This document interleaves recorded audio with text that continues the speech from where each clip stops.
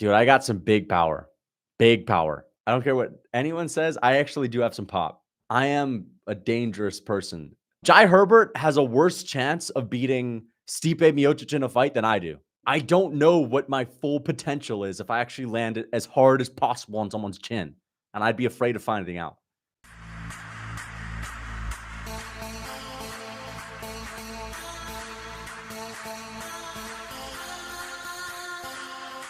That's that pipsqueak strength for you. I gotta knock some sense into these MMA fans, man. Fedor Emelianenko. Fedor Emelianenko. This ain't Peaches and Creamville. Peaches and Creamville. Peaches and Creamville. As an MMA YouTuber, it's my responsibility to let you know if I could take someone in a fight. Are you dangerous? Yes, I do have that element. Some people legitimately aren't very dangerous. Like, Jai Herbert is not like a dangerous man, okay? He's a good fighter. He's made it to the UFC, but he's not really a dangerous man. Big difference. Some people, like, I'm not a good fighter, and I'd get beat by people that aren't dangerous, but I am dangerous. I actually am a dangerous man, okay? And all I'm saying is you either have it or you don't. Some people legitimately don't have power. I actually do have power. I don't care what anyone says. I don't care what anyone says. I actually do have some pop. And I have very strong legs. I'm springy. If I land a big shot, I have the right amount of technique to land something big. You say delusional. You guys know that, like, you know, I mean, I'm like, you know, I got a good amount of muscle. I've been training. I've been lifting for the past 10 years.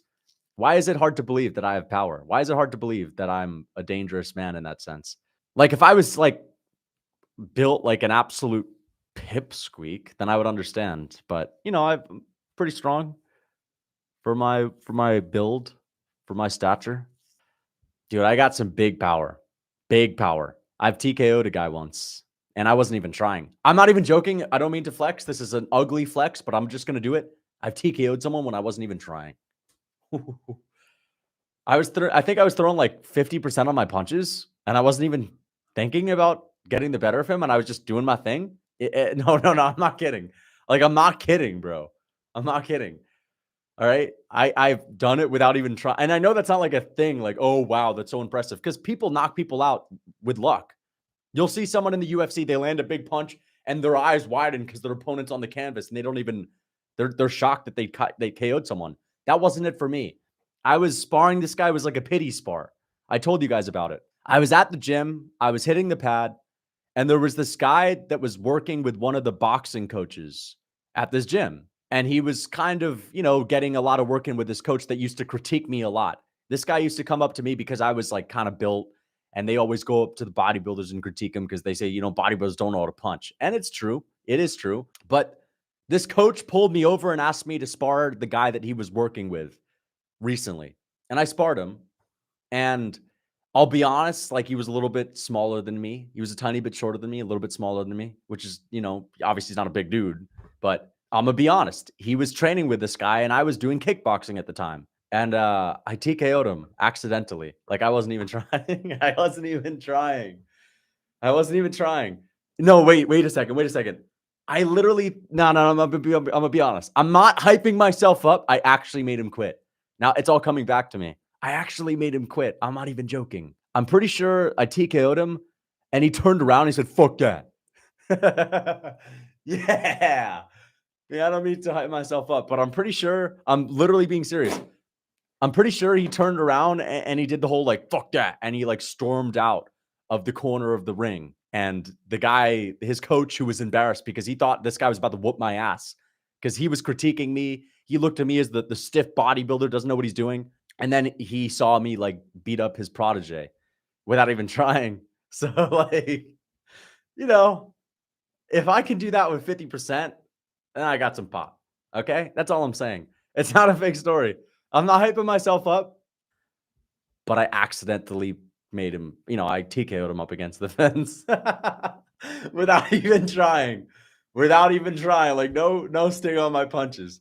No sting on my punches at all. No, he was not 90 pounds. He was actually probably like the same weight. It's just he was built different. Like I was the I was probably 165 at the time, lean and mean. He's probably 165, kind of, sloppy, but he was shorter than me. This is all because I said there are some people that are dangerous and there's some people that aren't. I am a dangerous person.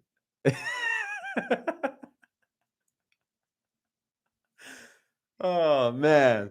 I'm at least dangerous doesn't mean you're a good fighter. It doesn't mean that I'm dangerous. It actually does.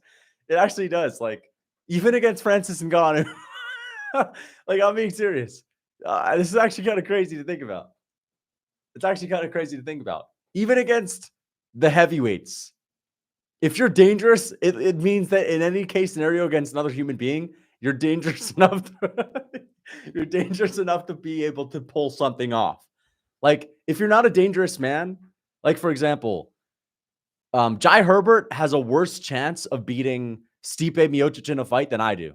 That's what I mean by dangerous. Jai Herbert's a better fighter than me. He would beat me up. He would calf kick TKO me. He would submit me. He would outstrike me. But I have a better chance at beating Stipe in a fight based on fluking it with a big with a big overhand. That's what I mean. Okay? Because does Jai Herbert have any chance to beat Stipe? No. Not at all. Not at all. Do I have a chance to beat Stipe? No, but I have more than Jai Herbert. So I'm just being honest, man. A dangerous man just means that you have something in your hands that, it can translate up into the upper weight classes. If you have the ability to knock someone out, that's a different level of danger. Okay? Bilal Muhammad TKOs people too. Yeah, but Bilal Muhammad is TKOing Sean Brady in an MMA fight where he's supposed to knock him out. Like, I was sparring with this guy and it turned into a pity spar where I wasn't even trying. I wasn't even throwing hard at this dude. Trust me. I'm going to actually be honest. In sparring, I've never once hit someone as hard as possible in sparring. Ever. Never once. Ever. Ever. Who knows what I would be doing if I were to actually hit as hard as I can. I'm actually not even bullshitting. I actually have some power. Like, I'm not even fucking around.